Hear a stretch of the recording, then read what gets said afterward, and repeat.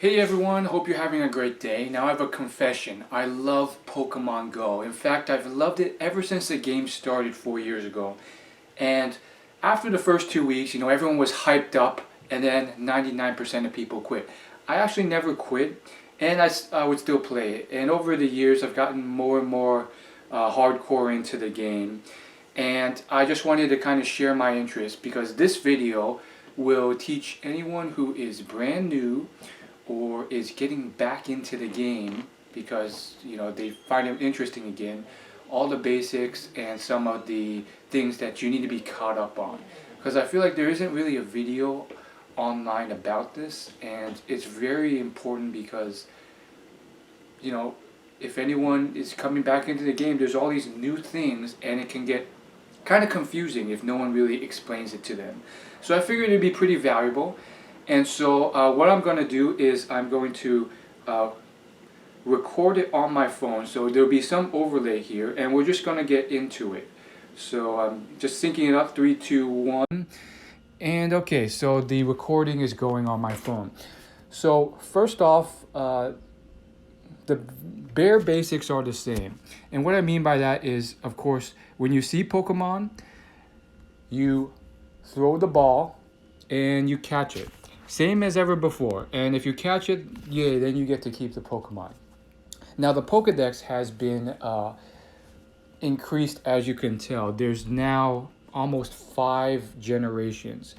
I would say 4.5, since they're still kind of filling out the Sinnoh and Unova regions.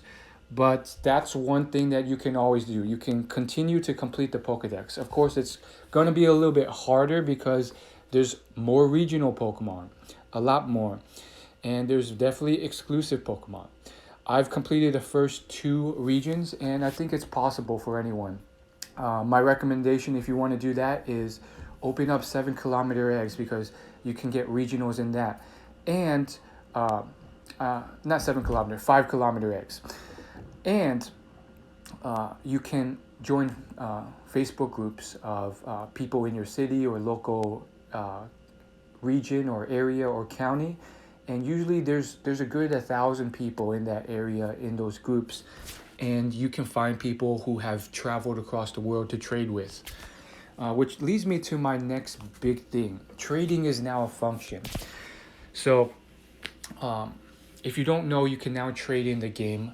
One thing that people make the mistake of is assuming you could trade with anyone across the world remotely or digitally. That has never been the case. It still is not the case. I've been wanting that feature for a while, but you still can't do it. You have to be within 3 meters of someone, so you have to be like right next to them to trade. And then all you have to do is add them like you used to do. You go to your... Once you've added them, go to their profile and hit the trade button. And then if you're next to each other, then trading will occur. And you can trade Pokemon there. There's also a friendship level thing. Basically, the more gifts you send each other, the higher your friendship level. And then the cheaper it costs to trade. It costs Stardust to trade people. And so the cheaper it becomes. Especially for Pokemon you don't have, it can get pretty expensive. So I recommend working up until good or ultra friend. Best friend is probably optimal, but it takes about 3 months of sending gifts to each other. You can level up once per day when you open a gift. Now, speaking of rare Pokemon and Stardust, that leads me to another thing. So Stardust has and is still very important. In fact, it's become even more important in the game. To get Stardust, you basically catch Pokemon. If you catch a Pokemon, you get some Stardust. And Stardust can be used for powering up Pokemon. It can be used for trades, and it can be used for buying a second move on a Pokemon. That's right, now you can get 2 moves on a Pokemon. How do you do that? Well, you go to Pokemon, and you select the Pokemon you want, and then there is a button at the bottom that says New Attack, and it even gives you the cost. You're going to need 50,000 Stardust and 50 candy for this specific Pokemon to get a second move on. And second moves are useful for raids or battling other trainers. Raids, if you're trying to take down a boss, you might need two different types of moves because that Pokemon might be effective against, weak against one, but not the other. So that's one thing. And then of course for player versus player, that's very useful for the same reason, because of type advantage. So that's kind of how it is. People have been wondering how to get a second move. And so I'm also, by the way, I'm fielding a lot of these questions from my TikTok account since I've been growing my presence on there, and it seems like my Pokemon Go videos are taking off on there. So that leads us to player versus player. That's right, now you can battle other trainers online. So if you hit the Pokemon Pokeball button and then you hit battle, it'll bring you to the Battle League. Basically what this is how it works for any other ELO based system like League of Legends. You basically can battle other trainers all across the world, and based on how good or bad you are, your ranking will increase or decrease your ELO system. Usually it's scored around like 1500 to 3000, and the higher up your number is, the more impressive you are. It's based off the chess rating system, and that's essentially how you can level up. I've gotten to rank 8 at my highest, which is decent. Basically, they also have a rank 1 through 10 system just to give you a broader overlay of how good or bad you are. Rank 1 through 7, those are guaranteed. It's basically if you play enough games, you will rank up all the way to 7. So everyone's guaranteed rank 7 if you play enough games in the Go Battle League. And so all you have to do to play is you hit the battle button, and then it will let you choose your league, but really it's only limited to the specific league you're in, depending on the season of the year it is, or the time of the year it is. I would say they cycle out every 3 weeks or so, and so there are 3 main leagues: Great League, Ultra League, and Master League. Great League is for Pokemon with a CP up to 1500. Ultra League is 2500, and Master League there's no cap. And so that's a huge part of the game for me. I actually go to a website called pvpoke.com. That's spelled pvpoke.com. All the big Pokemon Go players know about it. And it has a ranking of all the best Pokemon that you should catch for each league. And that changes from time to time because of updates to the meta and the changes they make to how effective moves are. So I'm always looking at the rankings there and trying to catch the Pokemon for that. Now, appraisal system, that's another huge change. Back in the old days, what happened was when you had to basically see the stats on a Pokemon, you go to the Pokemon and you hit appraise. And they give you this very vague saying, but look at it now. It's so clear as day.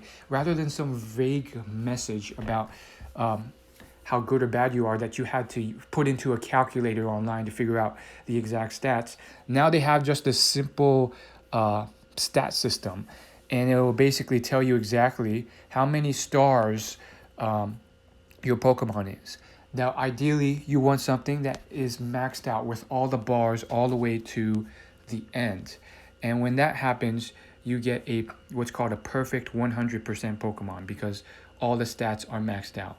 Here is an example of one of my 100%s. Look how it goes pink. It's super rare. These, I've invested hundreds of hours into this game, and as you can see, I've only caught about 9 perfect Pokemon in my lifetime. And these are really rare and super powerful because, those are the best stats possible. If you want to take down a gym or you want to raid something, the perfect stats are what you want for the ideal damage output and you lasting the longest before you get taken out. Now, one thing of noting, and I'm not going to go into detail about this, if I get enough good engagement on this video, I may do a part 2 where I talk more in depth about it. But if you want to find Pokemon for PvP, the best stats are actually not the ones with 100%. They're ones with 0 or 1 or 2 attack, because you want the lowest attack possible usually for player versus player. But that's a video for another day, and the ideal moveset actually varies depending on the Pokemon. What we will cover today are gyms and gym defending and raids. So what are raids? Well, raids should have existed when you played back in the day, but if you don't remember or you're confused about them, raids are a way of getting really rare Pokemon, usually legendary Pokemon, but it depends on the raid you're going for. So essentially, every now and then an egg will hatch at a gym, and you'll see it on your map. And if you scroll to the raid section, you'll see it, that egg hatching. And there are 5 different types of raids: 1-star, 2-star, 3-star, 4-star, and 5-star raids. The higher the star, the more difficult and rare the Pokemon. 5-star raids are reserved for legendary Pokemon only. And that's really how I got all my legendaries. So I'm searching legendary on my Pokemon right now, and I have 160 legendary Pokemon. And these I've pretty much gotten from raids. And so, to take down a legendary Pokemon, you need more than one player. Usually you need at least 4 or 5 players. Probably 5 if you're not level 40 and you don't have level 40 friends. Now, how do you gather up enough people to take down a raid? Well, my best recommendation is, if you're not living in a city, go to Facebook groups. Go to Facebook and search your city or your county or whatever and Pokemon Go. And you'll find a Pokemon Go group there. Usually, if it's a popular city, you'll find one. And from there, they will share, details about how to organize a raid. I recommend personally, once you join that Facebook group, they will usually have a Discord. Discord is an app. It's like a chatting app like Slack or Facebook Messenger. And when you download it, they'll give you an invite code, and then you can chat instant message on this app. That's the most rapid and most efficient way. Rather than trying to coordinate on Facebook group, which is much more delayed and slow, you join their Discord and they'll ping you immediately if there's a raid and people are organizing stuff. And that's how you get raids done, and that's how I got so many legendary Pokemon. You have good news if you don't want to spend the money. So raids cost a raid ticket to enter. Now you can either spend the money, real money, to buy raid tickets, or Pokemon Go gives you 1 free raid pass a day. That's how I've gotten almost all my Pokemon, through free raid passes. That's right. I will use that free raid pass per day, and I don't have to pay any real money, and I'll get to enter a raid. But I only get 1 per day. If those who have more money, of course, you get more of an advantage, because then you can go to more raids per day, and it's a fantastic way of leveling up, getting rare Pokemon, and Pokemon that are ideal for PvP and just to keep and show off, because legendaries can go shiny, and those are really cool. So there's raids for you, and I think raiding is a huge part of the game. Some of the rarest Pokemon, some of the things that people will shout about, fight for, are legendaries. Now, just a quick side note, your free daily raid pass does not stack. If you do not use it for that day, you cannot get a second one. That's right. So if you're not using them daily, that's why I always try to use them daily, you're missing out on 300s, well, I was going to say you're missing out on 365 raid passes, but that's if you don't use them for an entire year. But even if you miss them for a whole week, that's 7 raid passes that you've missed out on. So I highly recommend organizing a raid at least once per day, and organizing enough people. It's a great way of leveling up and getting some rare Pokemon for PvP and for raids, because then you can use those legendary to take down other legendary Pokemon. And so the only way they do kind of stack is if you don't use the one from yesterday, and then you use that at the start of the day or before the next day ends. Then you could spin the stop and get another one in that same day. So you could technically get 2 per in one day, but only if you saved it up from the day before and didn't use it from the day before, and then used it the day after immediately. So that's it about raids. Gym defending. Now, gym defending is more or less the same. As a refresher, you can get free coins. Free coins will let you buy stuff from the shop. As you can see, I have some 443 Poke coins. I got them all for free by defending a gym.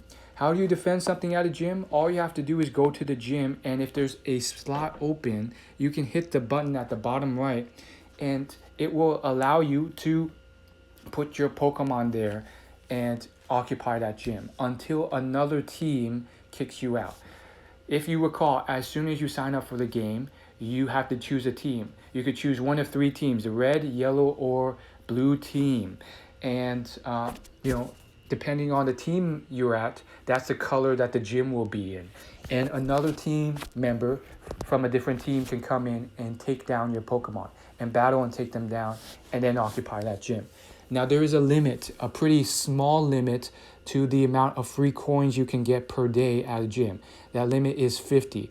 Some people say that Pokemon Go will increase that to 55 soon. There's been some talks about some updates, but that's it, just 50 coins a day. It may not seem a lot, but if you do that every day for a year, that's a lot of coins. That's like 1,000, thousands of coins that you can accumulate.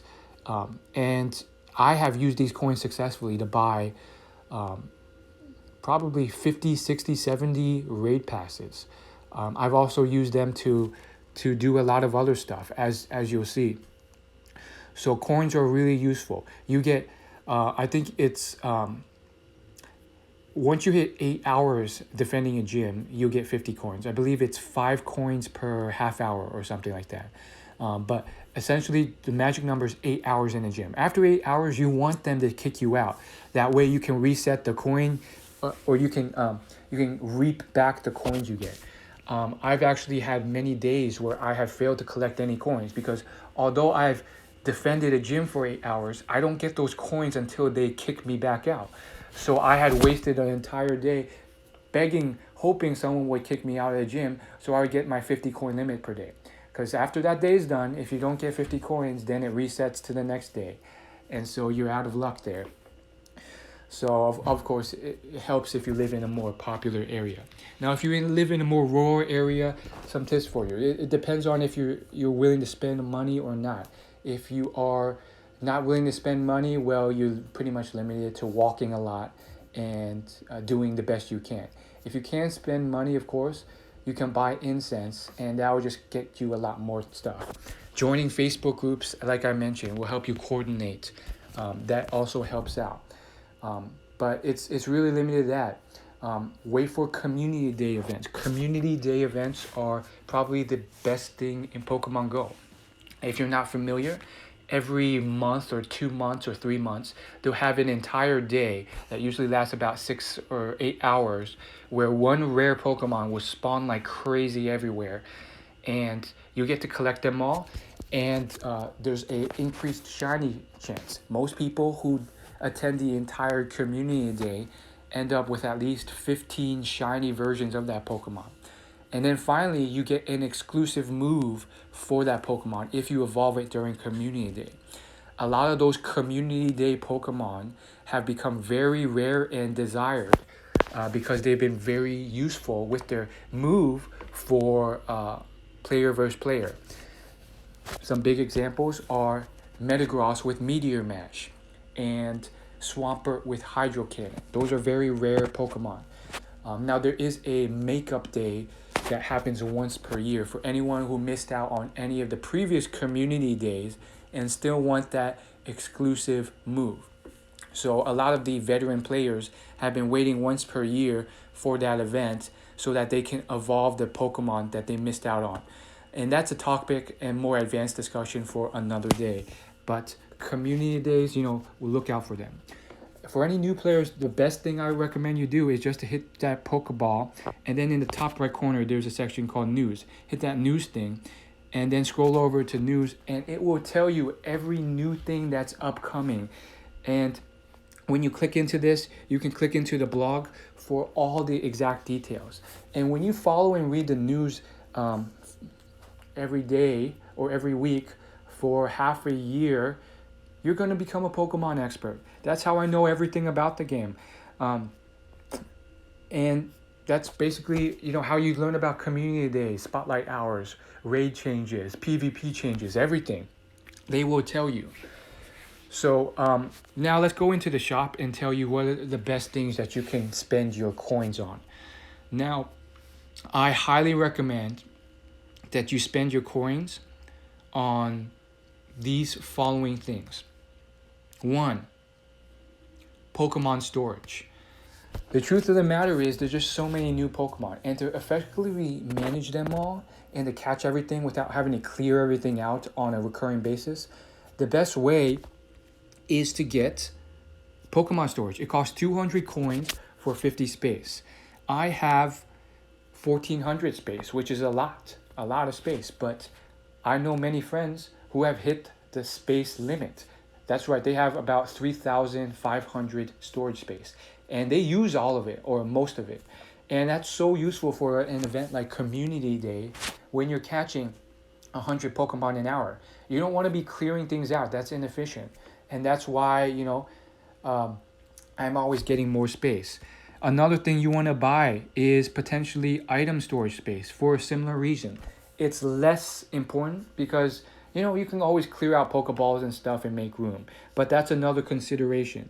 The team medallion, switching teams, I wouldn't recommend it. It's super expensive. And, what you don't really get much benefit from that. Usually you want a team that's popular but not too popular, because then you'll be able to put stuff into the gym. And so I wouldn't recommend getting something like that anyways. It's really not much benefit unless you really know there's a team color change that will benefit you in terms of gym defending and getting coins or doing raids.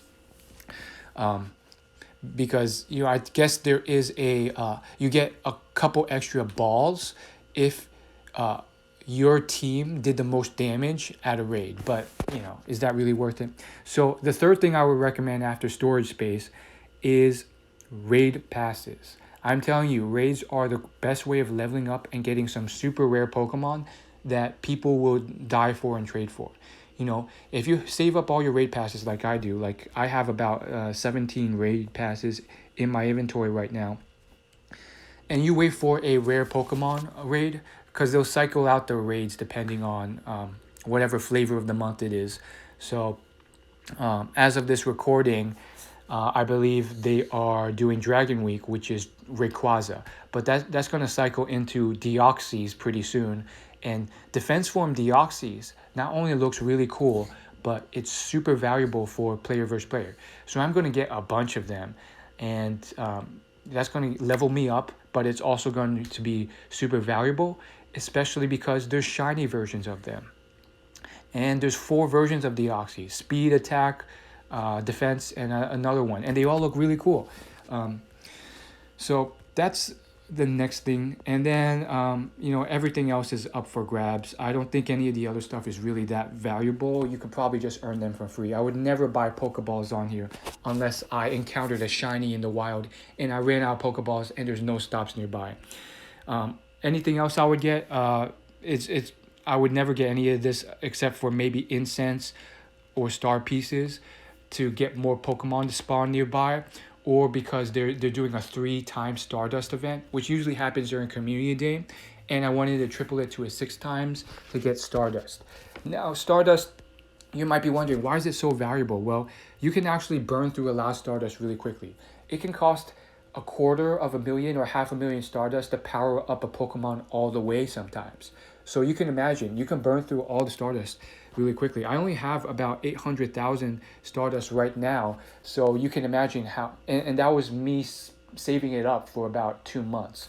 So that's another thing. You can also buy incubators, but I would recommend against it because they've done a lot of data crunching online, and the experts have pretty much shown you that the chances of getting something good are like 1 in 200 or 1 in 500. So it's basically a really bad chance for you and an attempt for you to try and spend real money. So incubators only if you're super rich. I know some really rich people who are full-time Pokemon Go players, not personally, but online, and they will spend a lot of money on incubators as well, because why not? You know, they're spending money on everything else. And then I would say the only other thing worth spending money on here would be, well, actually, that's it. I would not spend it on anything else. Not a puffin, not any potions or revives or lore modules. I mean, you can get all that stuff for free. So yeah, just raid passes and storage space, and maybe an incense, and maybe a star piece. Now you might be saying, well, what about lucky egg? What about a puffin? What are those things? What about lore modules? Why are there different lore modules now? Those are all minor things. A puffin, you just feed it to a buddy Pokemon, and it gets all excited. Okay, whatever. You can feed berries to a Pokemon, and it does the same thing. A puffin just kind of accounts for 3 berries at once. Well, you can get 3 berries so easily from a Pokestop, and we'll cover that the buddy system really quickly for Pokemon, but it's nothing spectacular. Well, what about Pokeballs? Just spin Pokestops. You can get them so easily. What about lucky eggs? It doubles the chance, the amount of experience you can get. Well, you can just wait for a community day event that doubles your experience anyways. And what's the rush to increase your experience? If you want to do that, there are videos already on YouTube that will give you your best chances. But if you play long enough, like I do, you're just gonna naturally level up.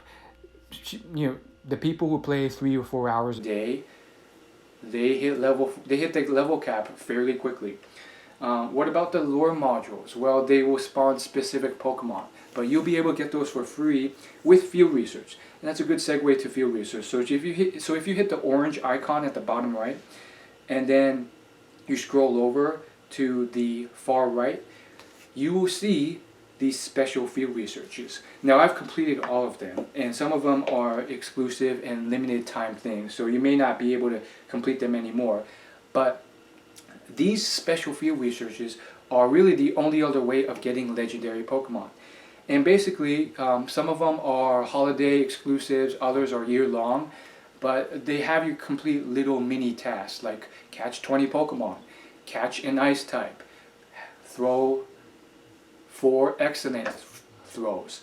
And once you complete all of them, and there's a lot to get through, you will encounter a legendary or mythical Pokemon, or get certain rewards like lore modules or rare candy.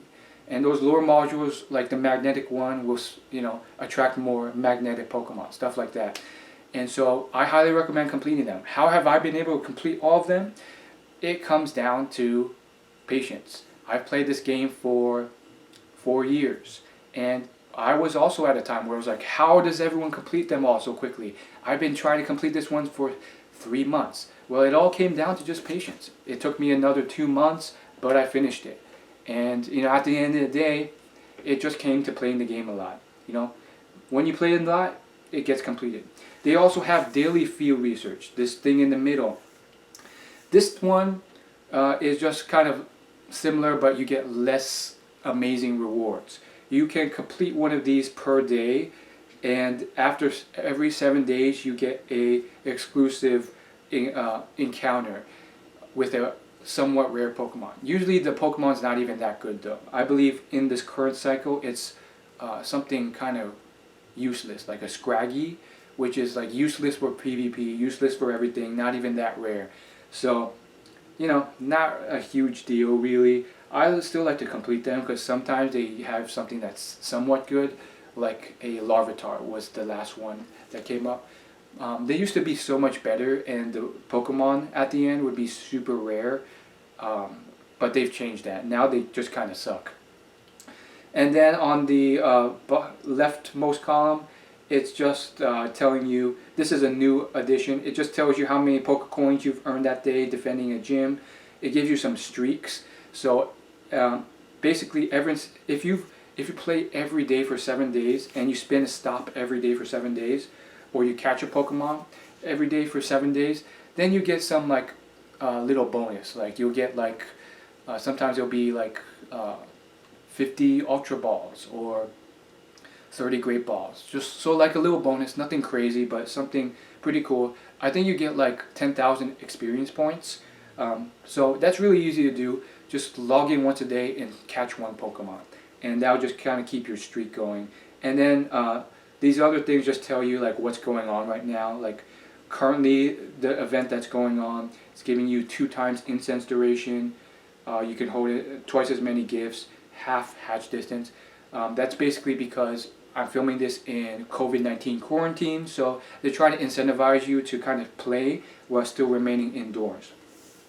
So that's about it. The last thing I want to share with you is shiny Pokemon.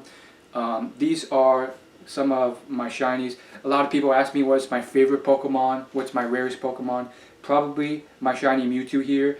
Mewtwo's super powerful for PvP raids and everything, and as you can see, shiny means that there's a different coloration version. The shiny versions are rarer. I hear it's like 1 in 100 chance, 1 in 50 chance that the Pokemon you'll encounter in a raid will go shiny.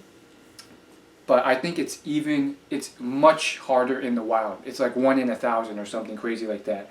So some of these things I encountered in the wild, and it took me a really long time to find them. Like this Trapinch, I must have opened like 2,000 Trapinch, maybe not that much, 1,000 Trapinch before I found this one that's green. The regular color is, I believe, orange. So some of these are just really cool, and a lot of people go crazy for shinies. They want a shiny, they want to trade for shinies, and that's another collectible part of the game. My favorite shiny right now is probably my gold Sableye or my pink Dratini. They just look really, really cool. And how do you get so many? Well, it just comes down to playing the game a lot. When you're playing 2 or 3 hours every day for 4 years, that adds up. Now, how can you increase your chances without playing that much and without cheating or breaking the terms of service and getting banned? Well, I recommend these devices that are Bluetooth that will catch and spin everything around you for you. Now, there's a lot of them out there, but the one that I think is the best, the most optimized, and the most efficient, and the coolest looking is called the Gotcha Bracelet. I will leave a link in the description to buy it off Amazon. If you purchase through my link at no extra cost to you, I will get a small commission. That really helps support my channel, so check that out. I'll also leave links to some of the other ones out there, like the Go Plus. Some are more affordable, but they may not be as efficient or accurate in terms of Bluetooth connectability, battery life, and ability to catch everything with as much of options to you. Like some of them still require you to keep pushing a button, or you know, they vibrate too much and you can't turn off the vibrating function. But that's why I recommend the Gotcha Bracelet over the others. But you can try out the others because they may be cheaper or they may look cooler for you. I mean, one is an actual Pokeball that you can have out on a keychain. So that's about it. I'm sure I've missed some small minor stuff here and there, but you could probably figure it out. You're smart. You know, there's sometimes a daily free box. You hit the button and you can get it. You know, that's intuitive. If I've missed anything, and if this video gets enough traction, I may do a part 2 with a lot more of the advanced tips. I think the one last parting tip I have for you is to play often, catch everything in sight, and do at least 1 raid a day, and then always check the news and read the news, and you will be so up to date. Considering doing more Pokemon Go videos, but it really depends on how this one and other ones do, and if there's any demand for them. But it's super fun of a game. Oh yeah, and the last tip I have for you is open your gifts daily, because that's a super easy way of getting experience points. Go on a Facebook group, add like 100 people, and then just open their gifts and then send their gifts. You can get gifts so easily. If like every other time you spin a stop, you get like 5 gifts. Then you send them to other people, and each time you hit great friends or good friends, ultra friends, or best friends, you get so much experience points. It's 100 experience points per best friend, and I believe 50,000 for ultra friends. And that's how you level up super quickly. And leveling up really helps you because it extends the level cap on the Pokemon you can see in the wild, as well as the Pokemon that you can, the height that you can power up a Pokemon. They're gonna increase the level cap very soon to 50 from 40, so I'm really excited for that. Final things, there's Team Go Rocket grunts in the wild. That's probably something I'll cover more in the advanced video. But essentially, if you see a balloon or a stop that's darker than usual, when you tap it and interact with it, you can battle a Team Go Rocket grunt. Once you battle enough of them, you can collect enough mysterious components to battle a leader. And then once you beat all the leaders, you can battle Giovanni. And you get their first Pokemon that they show up, that you fight, as a encounter, so you could catch it. And some of their Pokemon are pretty rare, and they're Shadow. That's another exclusive catch thing. I recommend never purifying a Shadow Pokemon, but to explain why, that's for maybe a part 2. Or, go on YouTube and search it up. But if you want a part 2, or if there's something I didn't cover in this video that you want answered, leave a comment, leave your questions. Let me know if you want this, if you like this. Thanks so much for watching. I'll see you later. I think the biggest question I have is, I want to do a lot more Pokemon Go videos, but is there demand? There's already so many Pokemon Go players covering the same exact content, the news, the updates, So, would I be able to do anything unique that people would want? Would I be able to get views or not? Let me know in the comments below. Thank you so much for watching. I'll see you later.